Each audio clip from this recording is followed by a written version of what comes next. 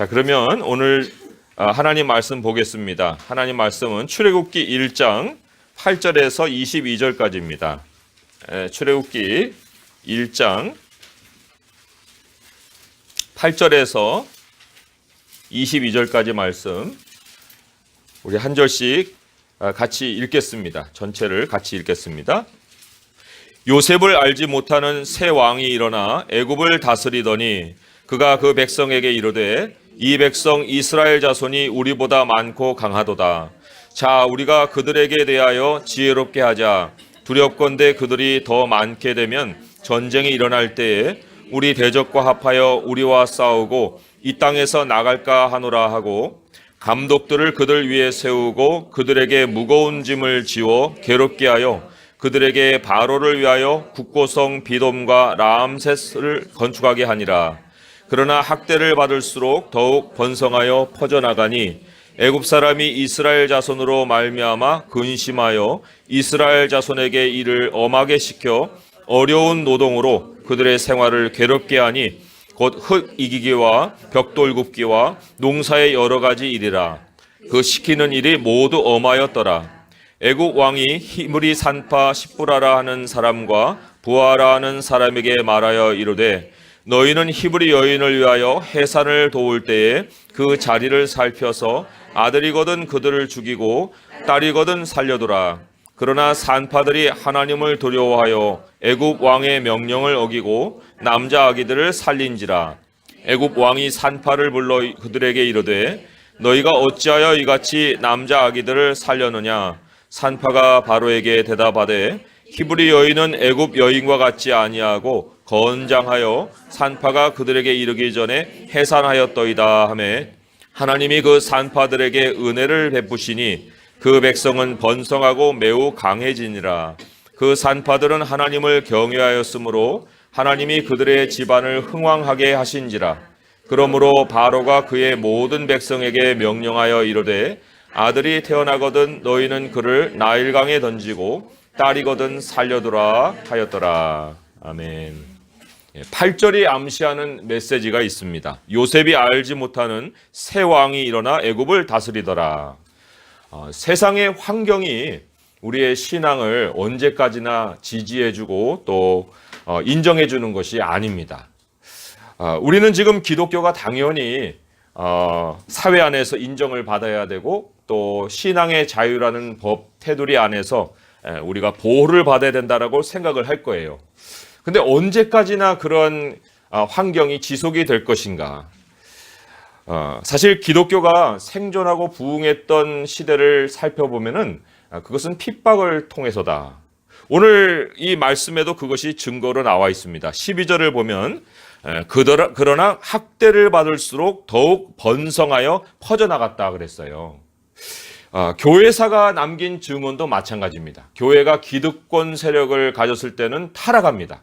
그런데 교회가 핍박을 당할 때는 굉장히 신앙이 순결하고 그리고 교회가 부흥했던 경험들을 기록으로 남기고 있어요. 그렇다면 과연 신앙의 긍정적인 환경이라는 것은 무엇일까? 속박 없는 자유일까? 또는 표현의 자유일까? 법으로 신앙의 자유를 보장받는 것일까?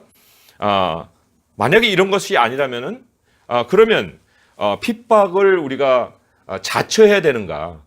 핍박을 통해서 교회가 부흥을 했다고 한다면 세상이 우리를 핍박하기를 소망을 해야 되는가 하는 거예요.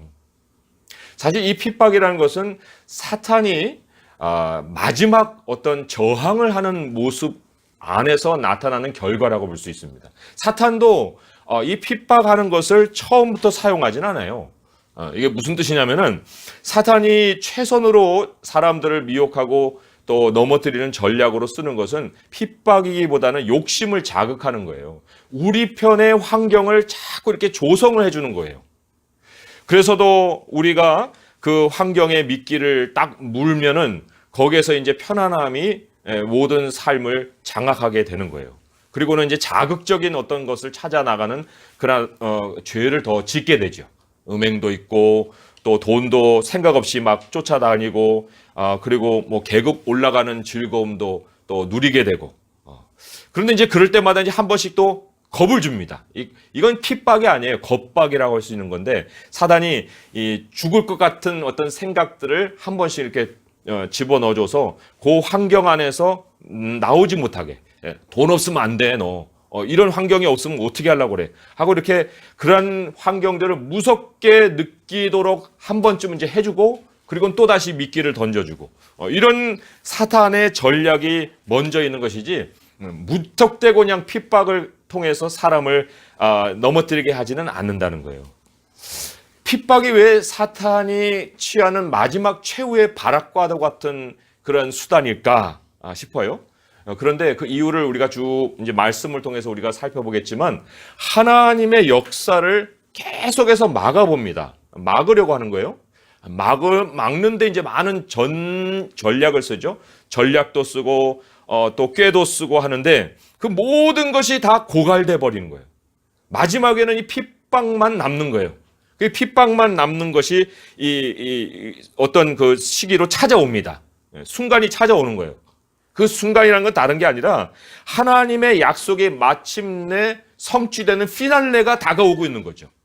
그러니까 다른 것으로는 어떻게 해볼 도리가 없고, 이제는 다급한 나머지 사람들을 이제 억압하고 묶고, 그리고 고통 속에서 이제 그 벗어나지 못하게 만드는 이러한 그 전략을 쓰는 거예요. 겁을 주는 정도에서는 아직 이 사탄에게도 여유가 있어요. 그리고 하나님의 사람에게도 뭐 그렇게 긴박한 상황이라고 생각할 수가 없죠. 그런데 이제 핍박이라는 것은 겁을 주는 것이 아니라 아예 죽이는 거거든요. 죽음이라고 하는 그 어떤 두려움이 현실이 될 수 있는 상황이 펼쳐지는 것이 이 핍박인데, 그 핍박이 오는 만큼 우리가 눈을 뜨고 볼 수 있는 것은 이 하나님이 이루실 역사가 막바지에 이르렀다. 사탄이 그걸 보고 있기 때문에 그런 상황이 전개가 되는 거예요. 과연 우리는 그런 핍박을 보면서 하나님이 뭔가 이루려고 하시는 일의 막바지를 같이 보고 있는가? 사단도 보고 있는 그것을 우리는 과연 보고 있는가 하는 거예요. 부활이 동터오고 있는 것을 보고 있는가 하는 거죠. 사단이 왜 예수님을 죽였을까? 그 이유를 한번 가만히 생각을 해보세요. 죽음으로 끝을 낼 수 있다고 사단이 과연 생각을 했을까요? 예수님을 죽이면 끝이다. 사단은 영물이에요. 사단은 영물입니다. 하나님께 생명이 있고 그 생명을 꺼뜨릴 수 없다는 것 정도는 사단이 알고도 남을 존재예요. 그 죽음으로 이 예수 그리스도의 그 사역을 끝낼 수 없다는 것을 그는 안다는 거죠. 그럼에도 불구하고 예수를 죽음으로까지 몰아간 이유는 안 되는 줄 알면서도 가장 마지막 순간에 이르기까지 하나님의 뜻에 대적하는 거예요. 그게 사단의 속성입니다. 백성을 선동합니다. 이간질시킵니다. 거짓말을 퍼뜨립니다. 그리고 예수님을 죽음으로 몰아갑니다. 죽음으로 끝낼 수 없는 것을 알지만 그 배후에는 자기 때가 다한 줄 알고 분노해서 그 일을 벌인다고 요한계시록이 쓰고 있어요. 사단이 자기 때를 알기 때문에 그런 그 일들을 한다고 성경은 얘기를 하고 있습니다. 그러면 사단도 그런 때를 알고서 자기의 행할 것을 알고 있는, 행할 것을 하고 있는 이런 마당인데, 우리는 과연 어떠한 때를 지금 살아가고 있는가? 신앙의 긍정적인 환경? 우리가 원치 않아도 항상 그것은 핍박이나 어려움을 통해서 우리에게 찾아옵니다. 왜 그것이 긍정적인가 하고 묻는다면 다른 게 아니에요. 밤이 깊어야 낮이 오는 거예요. 로마서 13장 12절에 이렇게 기록되어 있잖아요. 밤이 깊고 낮이 가까웠느니라. 밤이 깊지 않으면 동이 트진 않잖아요. 밤이 깊다는 것은 결국은 그 환경이 환난과 핍박이라 하는 것입니다. 여기서 우리가 깨달을 수 있는 큰 지혜가 있습니다. 그 큰 지혜. 모든 사람의 역사, 우리 인생사도 포함이 되지만 모든 역사는 하나님의 뜻이 이루어지는 것을 향해서 흐릅니다.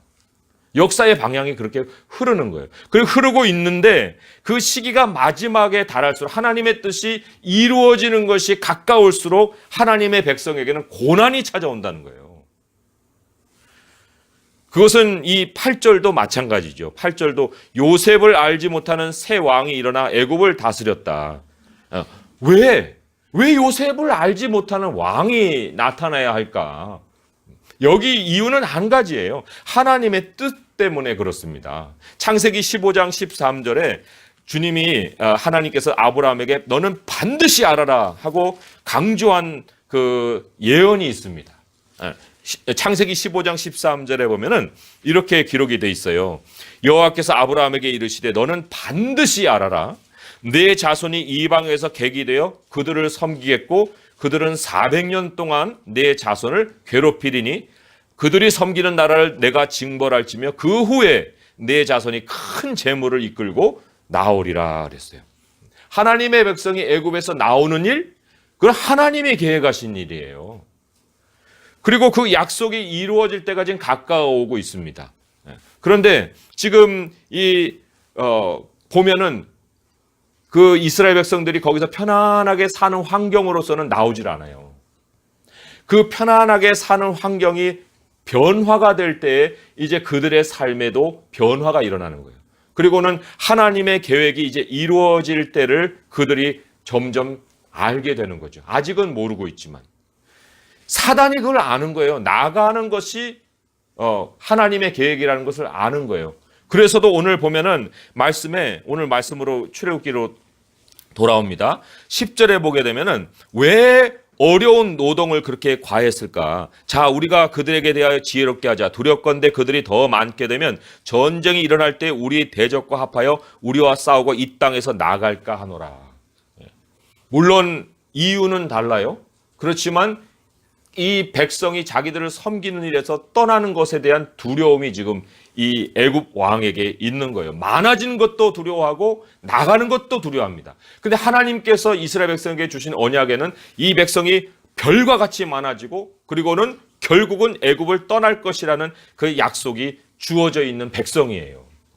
하나님이 성취하시는 일을 사탄이 대적할 때 마지막 최후의 수단이 뭐라고요? 고통과 핍박이라고 했습니다. 그래서 오늘 11절에 보면 괴롭게 했다는 말이 있고 또 12절에 보면 학대했다는 말이 있고 14절 보게 되면 생활을 괴롭게 하여서 모든 일이 엄하였다고 지금 성경이 말하고 있어요. 그러면 자, 우리가 이 사람들이라고 생각을 해보고 이때 어떤 소망을 가져야 됩니까? 벽돌 이기는 숫자 좀 줄었으면 좋겠다. 농사 짓는 영역이 좀 줄었으면 좋겠다. 아니, 감독들이 24시간 왜 우리를 쳐다보고 있어? 저 감독들 언제 사라지는 거야? 그러면 이렇게 갖는 소망이 더 나아지는 걸까요? 삶이 더 나아지는 거예요? 그 소망이 이루어질 때 그게 애굽에서 이루어지면 그게 좋은 거예요?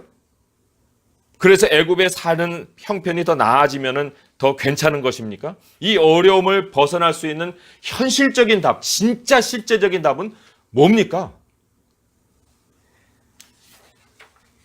참 어려움이라는 거, 우리가 정말 불행하다. 그런 거는 사실은 하나님이 기록해 주신 말씀 전체를 살펴보면 환경에서 오는 법이 없어요. 사실 이 우리의 불행이라는 것은 역사를 하나님이 써가신다는 것을 모르는 데서 오는 거예요. 또 하나님의 약속이 없이 매사를 그냥 현재로만 보고 거기서 조금 더 나은 거, 그런 거를 찾아 나가는 게 불행이에요. 더군다나 더 큰 불행이라는 건 하나님의 약속이 없는데도 불구하고 그거를 그냥 바라는 정도에서 끝나는 게 아니라 현실적인 노력을 통해서 바꿔보려고 하는 것이 또한 굉장히 큰 불행이다. 전도서 5장에는 이것을 바람을 잡는 수고라고 그랬어요. 전도서 5장 15절에서 17절의 말씀을 제가 두 절을 찾아서 읽어보면 이렇게 기록이 되어 있습니다. 전도서 5장 15절에서 17절의 말씀. 그가 모태에서 벌거벗고 나왔은즉 그가 나온 대로 돌아가고 수고하여 얻은 것을 아무것도 자기 손에 가지고 가지 못하리니 이것도 큰 불행이라. 어떻게 왔든지 그대로 가리니 바람을 잡는 수고가 그에게 무엇이 유익하랴. 일평생을 어두운 데서 먹으며 많은 근심과 질병과 분노가 그에게 있느니라 그랬어요. 그냥 수고만 하는 거예요. 왜 왔는지, 어디로 가는지, 방향도 없고 약속도 없는 그 인생. 그러니까 평생 수고하니까 그 수고에 그 사람이 얻는 것은 많은 근심, 질병, 분노라고 그랬어요. 옛날 성경은 그것이 그 사람을 찔렀다라고 얘기를 하고 있습니다. 요셉을 알지 못하는 새 왕이 일어납니다. 말씀의 빛이 없는 사람에게 이 상황은 어떻게 느껴질까요? 하나님의 안목이 없는 사람. 이거는 위협적인 상황이 벌어지는 거예요. 신앙에도 위협이고 삶에도 위협입니다. 그리고는 예견대로 그 사람이 내다보는 그대로 지금 굉장히 압박하는 삶이 펼쳐지잖아요. 고통당하는 정책들이 지금 만들어지고 있습니다. 그런데 하나님의 약속을 가지고 하나님의 뜻을 가지고 하나님의 눈을 가지고 시대가 변화되는 것을 보는 사람은 그 시대의 변화 속에서 하나님의 약속과 결부된 예견된 현실을 볼 수 있는 거예요. 변화가 없는 곳에는 성취가 없습니다. 변화를 겪어야 그 다음이 있는 거예요. 근데 그 변화가 결코 우리에게는 달콤한 변화로만 찾아오지 않는다 하는 거죠. 오늘날 우리가 어떤 시대를 살고 있느냐고 질문을 던졌습니다. 우리의 영적 시간표에 우리는 지금 어디에 지금 위치해 있는가? 우리 하나님의 말씀을 볼 때 우리의 큰 시간표는 우리가 지금 말세를 살고 있다고 가르치고 있습니다. 왜냐하면 성령이 임한 그 시기부터 말세라고 성경은 선포를 하고 있기 때문에 그래요. 사도행전 2장 17절에 보게 되면 성령이 임하는 것을 구약의 예언을 가지고 확인을 해줬는데 사도행전 2장 17절에 하나님이 말씀하시기를 말세에 내가 내 영을 모든 육체에게 부어줄 것이다. 성령이 강림한 사람에게는 그 시간표가 이제 시작이 되는 거예요. 마지막 세대라는 그 시간표, 마지막 때라는 그 시간표가 시작이 됩니다. 그런데 그 말세를 언급한 모든 말씀이 우리에게 적용이 다 되지만 그럼에도 불구하고 말세에도 시작이 있고 끝이 있는 거예요. 2000년 전에 말세를 살았던 사람들이 있는가 하면은 그 시작된 말세에 진짜 말세를 사는 또 다른 세대가 있을 수 있는데 그때가 언제일 것 같습니까? 언제가 끝일 것 같아요? 하나님이 말세를 시작했는데 그 말세가 진행이 되는 중에 살고 있는지 아니면 마지막에 살고 있는지 그 마지막이라고 할 수 있는 표시에 뭐가 찾아옵니까? 사단의 핍박이 찾아오는 거예요. 고통이 찾아옵니다. 왜냐하면 모든 것을 다 써보고 안 돼서 이 마지막에 쓰는 그 최후의 수단이 핍박이라고 했잖아요. 그러니까 우리 시대가 과연 그러면 고통하는 그런 때인가 하는 것을 확인을 해보면 우리가 말세 중에 진짜 말세를 사는 거구나 하고 알 수 있을 거 아닙니까? 그 말세를 우리가 이제 확인한다고 하면은 하나님의 백성 전체가 땅을 떠날 그 시간이 가까우고 있구나. 지금 애굽을 떠날 그 시간이 가까우듯이 우리 모두가 다 예수 그리스도 오시는 날에 이 땅을 떠나야 되는 그런 순간이 찾아오고 있구나라고 우리가 알 수 있을 거 아니에요. 그런데 정말 하나님의 말씀에 우리가 그 시기를 확인해 볼 수 있는 것이 디모데후서 3장 1절에서 5절에 기록이 되어 있습니다. 디모데후서 3장 1절에서 5절에 보게 되면 여기에 이렇게 기록이 되어 있어요. 너는 이것을 알라. 말세에 고통하는 때가 이를 것이다. 말세인데도 그냥 말세가 아니라 고통하는 때가 이른다. 왜 고통이 온다고요? 그것은 하나님의 약속이 피날레를 향해 지금 다가오고 있기 때문에 그렇다는 거예요. 그런데 그 현상이 사람들이 자기를 사랑하며 돈을 사랑하며 자랑하며 교만하며 비방하며 부모를 거역하며 감사하지 아니하고 걸어가지 아니하고 무정하고 원통하고 또 모함하고 절제하지 못하고 사납고 선한 것을 좋아하지 않고 배신하고 조급하고 자만하고 쾌락을 사랑하기를 하나님 사랑하는 것보다 더하는데 경건의 모양은 있는데 경건의 능력은 부인하는 이런 세대라는 거죠. 지금 아무리 한국이 기독교가 왕성하게 일어났다 하지만 지금은 식고 있는 시기입니다. 그렇잖아요? 다 식었어요. 어디에서 그 뜨거운 불이 있는 그런 장소를 찾을 수 있습니까? 어느 나라에서? 지금 한국도 그러한 불이 꺼져가고 있는 이런 시대에 경건의 모양은 있으나 경건의 능력은 다 잃어버리고 있는 이런 시대를 살아갈 뿐만 아니라 시작하는 것에 보면 자기를 사랑하고 돈을 사랑하고 이 교회가 이렇게도 많은 이 나라 안에 이 사람들이 이기적으로 맡겨지고 돈이 중심이 되는 사회로 변모되고 있다면 이때가 바로 고통하는 때 아니에요?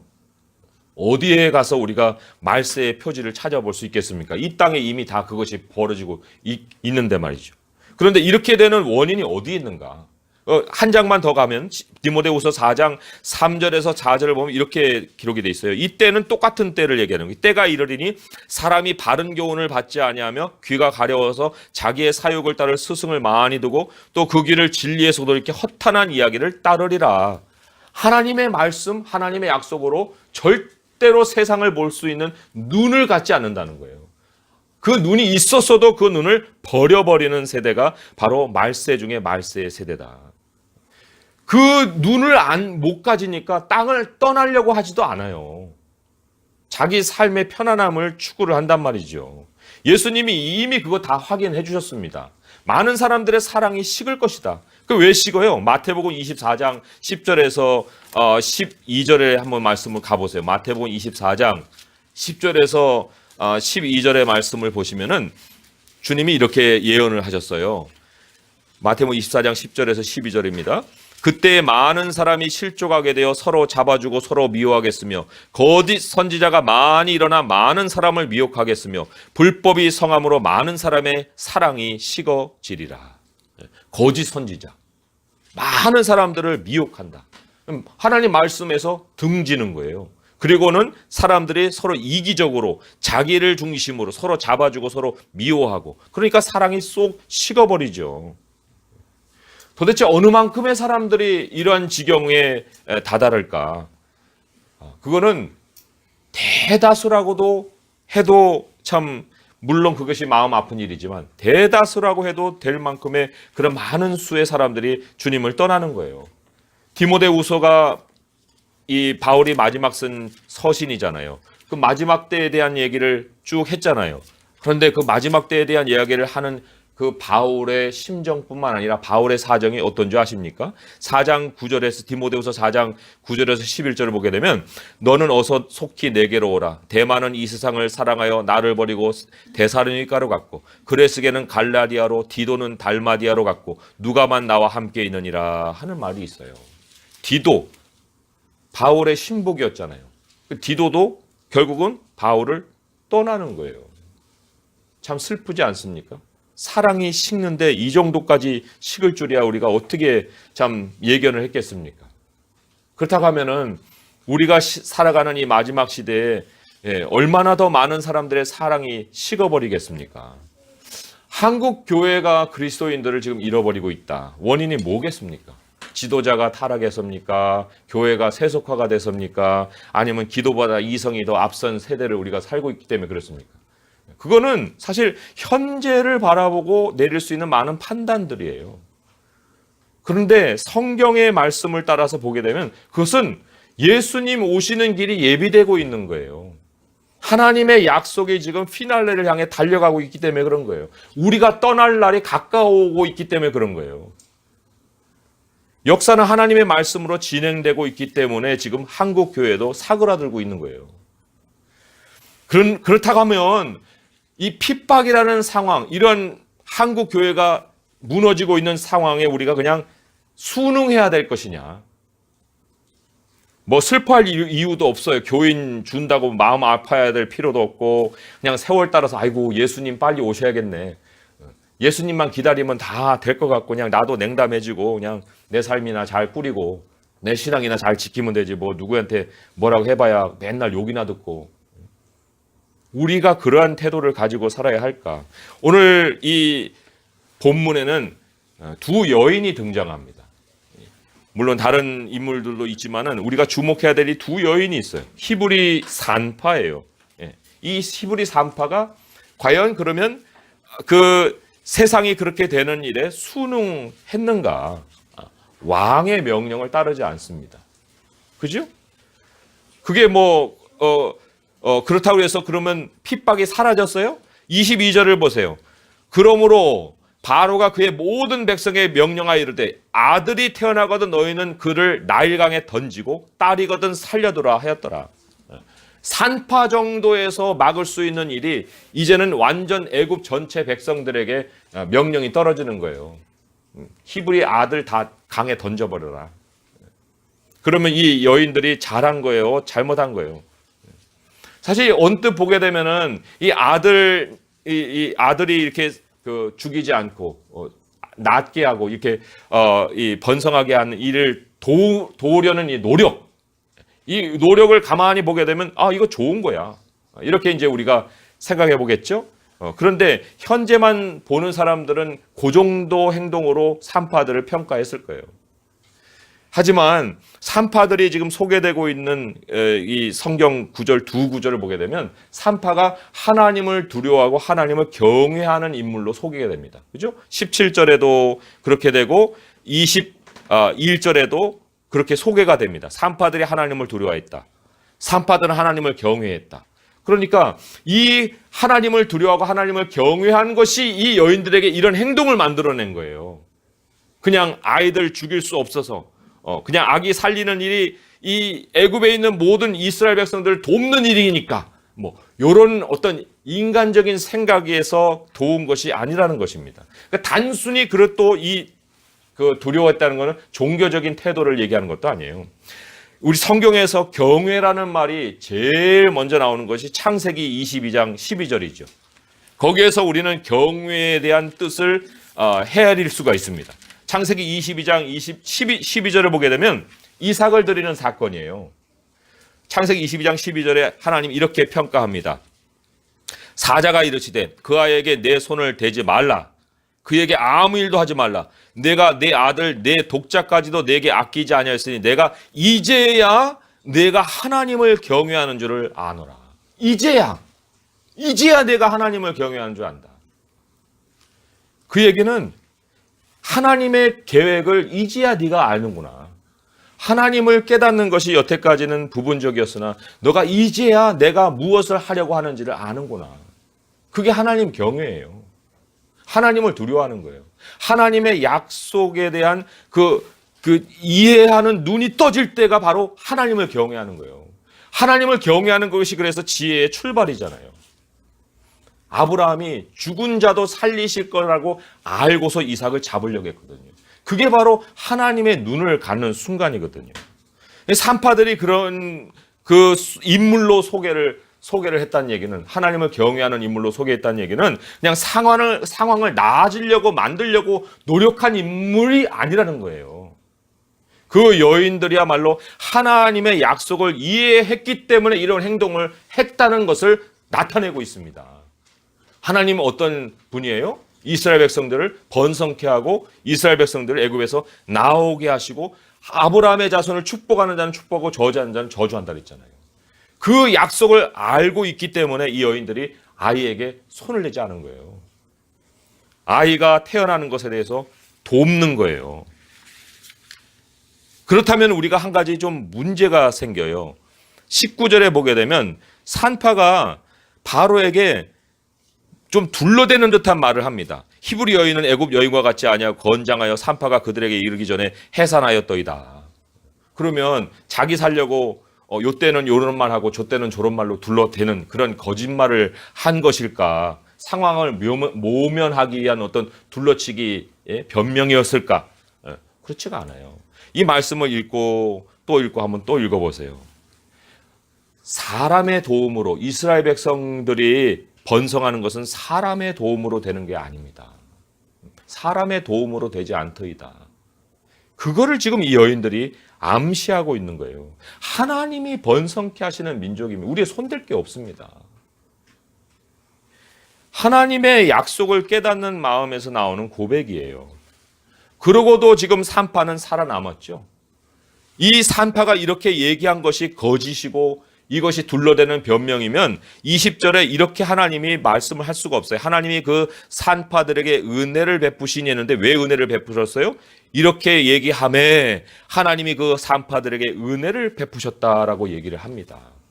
하나님의 약속과 동행하는 이 산파들을 우리가 만나는 거예요. 하나님의 은혜. 20절의 말씀, 이 하나님이 산파에게 은혜를 베푸신 그 백성은 번성하고 매우 강해졌다 하는 이 결과도 19절의 고백으로 나오는 열매입니다. 한 사람이 행하는 일이 아무것도 아닌 것 같지만 하나님이 위기 속에 하나님을 경외하는 자를 통해서 행하시는 그 하나의 행동이 하나님의 백성 전체를 살리는 그 결과를 가져오는 거예요. 하나님의 약속에 대한 자각이 하나님의 은혜를 입게 했고, 또 하나님의 은혜가 전 백성에게만 퍼진 것이 아니라 그 산파의 집안을 또한 흥황하게 만들지 않았습니까? 이 일로 상황은 더 나빠져잖아요. 아까 읽었듯이 22절에 더 나빠져요. 더 나빠지는데 확실한 것은 이 나빠지는 상황을 통해서 모세가 준비가 되고 있는 거예요. 그렇잖아요? 다 나일강에 던져라. 나일강에 던지는 일이 없었으면 어떻게 그 공주가 그 모세를 건지는 일이 있었겠습니까? 그런 일이 있지 않아요. 하나님이 준비시키는 일이기 때문에 이것을 보면서도 어우 이거 어떻게 하지? 이게 더 나빠지는 거 아니야?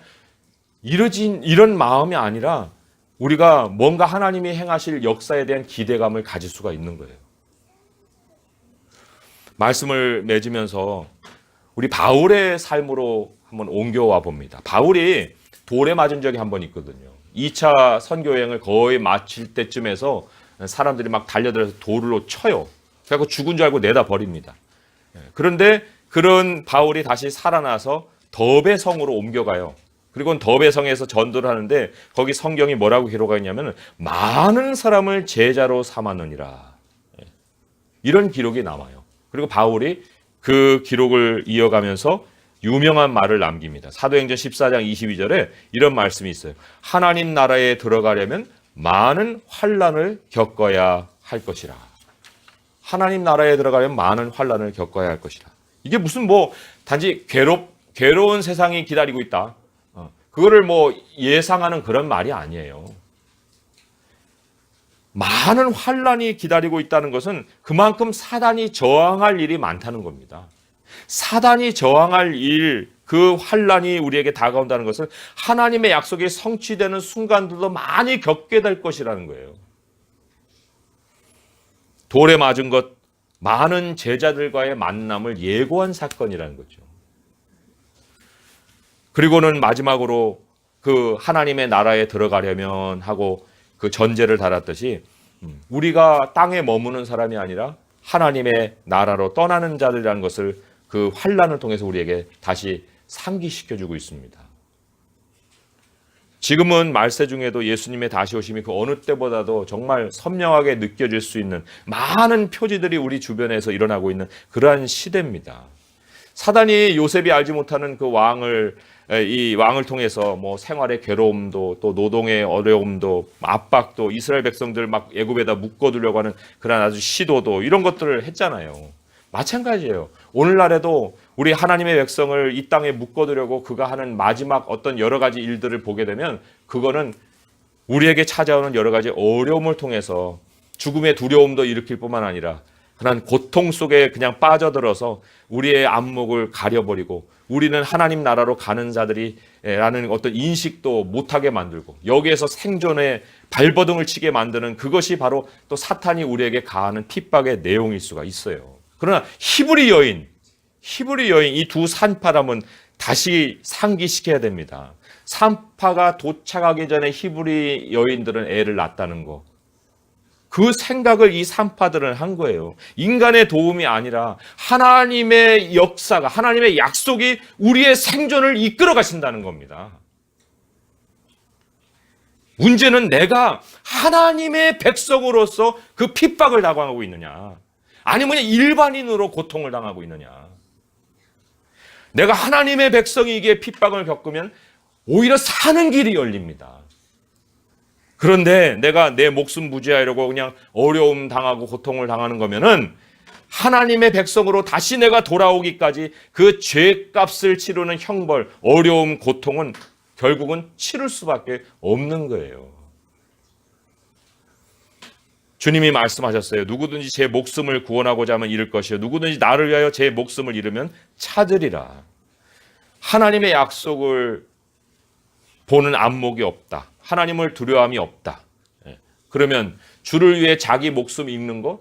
이거는 위기고 갈등이에요. 그렇잖아요. 어떻게 내가 내 목숨을.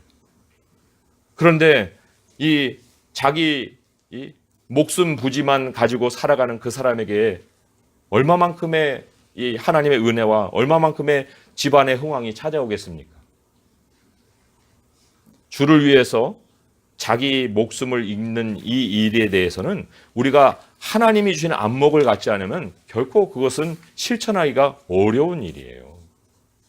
우리 인생의 작은 환희라는 거, 인생의 작은 기쁨들, 그런 것들도 사실은 어려움을 통해서 찾아오잖아요. 하물며 하나님의 나라에 들어가는 즐거움이 주를 위해서 아무 환난도 없는 자에게 어떻게 찾아오겠습니까? 요셉을 알지 못하는 왕이 일어나는 거, 그런 거 우리에게는 두려운 상황이 아닙니다. 위기의 상황이 아니에요. 오히려 우리를 하나님 나라로 이끌어 가시는 하나님을 두려워할 수 있어야 됩니다. 우리의 때는 여기에서 끝나는 것이 아니에요. 하나님의 나라의 약속을 받은 백성으로서 우리는 행동을 해야 됩니다. 사단에게 겁먹을 필요 없어요. 우리 주님을 위해서 목숨을 바쳐야 합니다. 아니, 이미 목숨을 하나님께 드렸잖아요. 그리고 새 생명으로 우리가 살아가고 있습니다. 그것 때문에 하나님의 은혜가 우리에게 충만하게 임하는 거 아니겠어요?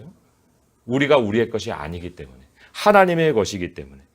그렇기 때문에 하나님은 우리를 통해서 하나님의 교회를 부흥시키고자 하시고 우리 인생이 살아가는 모든 삶에 대한 그 환경도 흥왕시켜 주시고자 하시는 거예요. 그러나 먼저 그의 나라와 그의 의를 구하는 사람에게 그 모든 것을 더해 주시는 것입니다.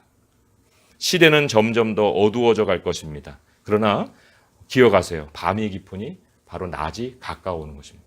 우리 성도님들 지금 어려움에 처해 있습니까? 고통에 있습니까? 기대하세요.